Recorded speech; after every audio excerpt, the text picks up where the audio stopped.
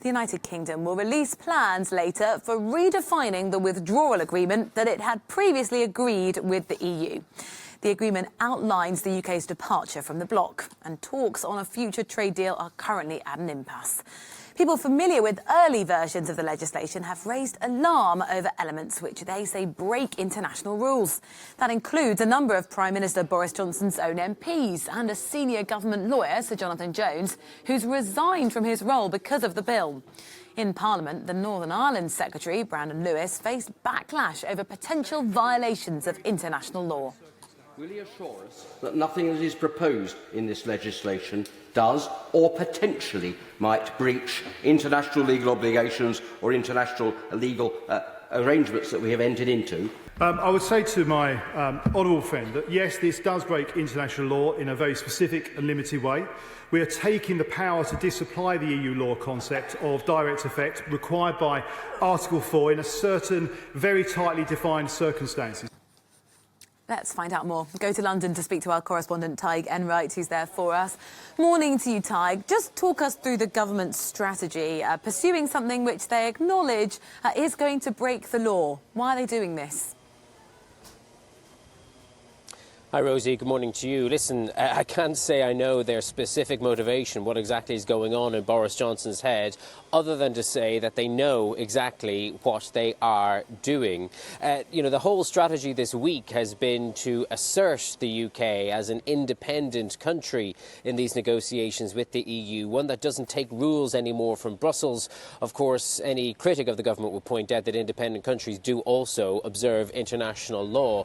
One might assume or think perhaps that this is a case of Boris Johnson seeking to sow chaos at the beginning of these Brexit negotiations in the hope that ultimately they will help him achieve his objectives at the end of the day. I'm reminded of a joke he cracked about his time as a Brussels correspondent, a Eurosceptic Brussels correspondent, when he talked about chucking stones over a wall and listening to an amazing crash, an amazing explosive effect those stones would have on the Conservative Party back in England. And in this case, it certainly has provoked a crash. The former Prime Minister, Theresa May, standing up in that parliamentary session yesterday talking about asking how the government can reassure future international partners that the UK can be trusted to abide by the legal obligations of the agreements it signs. And there is certainly some disquiet on Conservative backbenches, perhaps only a small number coming out and saying it, many more perhaps behind the scenes thinking and feeling it. As you say, we've already seen the resignation of the government's top legal advisor, and many people looking at the Attorney General to her office and wondering whether indeed she can stand by this attempt to rewrite the withdrawal agreement and to break international law. Of course, it is one thing to threaten this and quite another to actually follow through upon it. So we'll have to wait and see what is in the Internal Markets Bill when it comes out later today, or whether indeed Parliament can get behind it. Tig, thank you very much, our correspondent there in London. Well, European Union officials are pushing back, warning that any attempt by the UK to change the withdrawal agreement could jeopardise peace in Northern Ireland. The EU Parliament President David Sassoli told reporters the bloc would stand its ground. While we do not want a deal at any cost, we urge the UK to work with us constructively and find compromises that are in the interest of both sides. On the implementation of the agreement, trust and credibility are key. We fully expect the UK to honour the commitments that it negotiated and signed up to last year, especially in regards with citizens' rights in Northern Ireland. Any attempt by the UK to undermine the agreement would have serious consequences. Well, let's get more of the view from Brussels and speak to our correspondent, Shona Murray, who's there for us. Shona, morning to you. We've just heard from David Sassoli. Is that sentiment being felt across Brussels?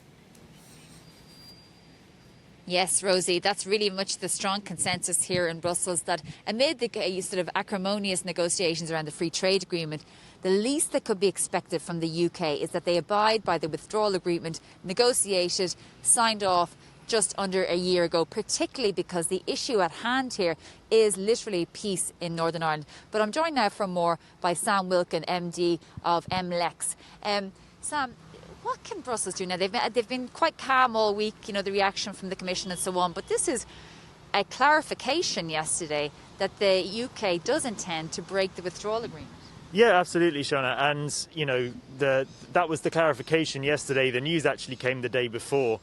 And that's when we got the reaction from the EU. And it was a very strong reaction from all the most senior figures in the European Union, including Ursula von der Leyen, the Commission President, who effectively said this is not acceptable. We're not going to negotiate the next stage of our relationship with the UK if it fails to respect the earlier stage. So really now, as we count down to December and in fact October, which is the sort of unofficial deadline to reach an agreement in principle for the next stage of Brexit, the two sides are completely talking at odds and things are looking very tense. What can be said about the impact of this on the United Kingdom in terms of its relationship with Brussels and more globally, that it's decided that it's going to impact and withdraw from the withdrawal agreement? Well, it's not a great look for the UK in terms of international credibility.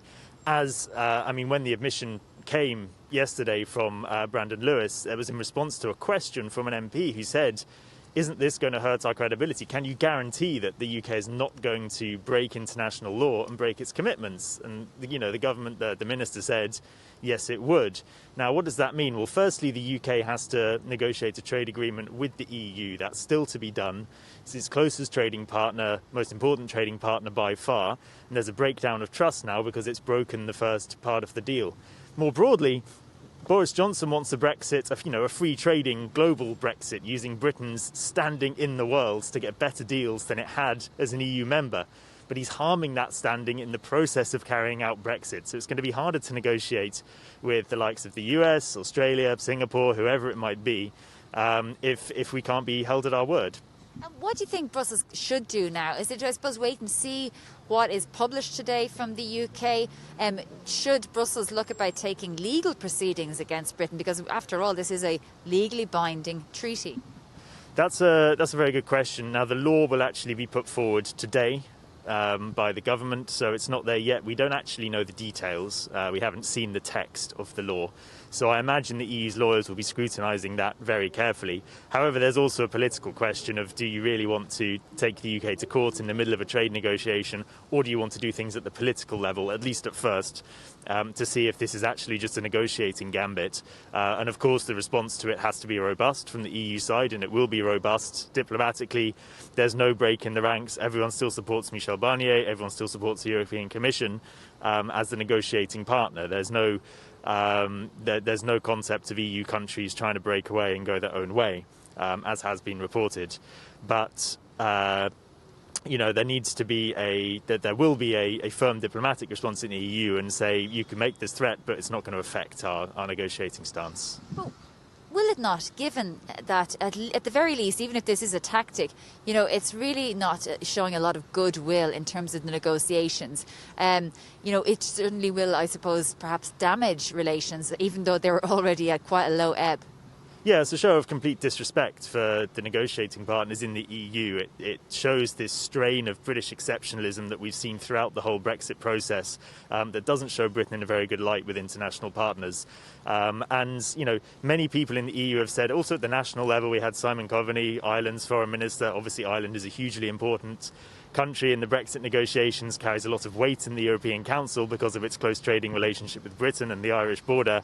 And Simon Coveney said, this is outrageous, this is not acceptable. So Britain's credibility is really taking a big hit with this move. Okay, well, Sam Wilkin, thank you very much for joining us. That's Sam Wilkin, Managing Editor of MLEX here in Brussels. And back to you, Rosie.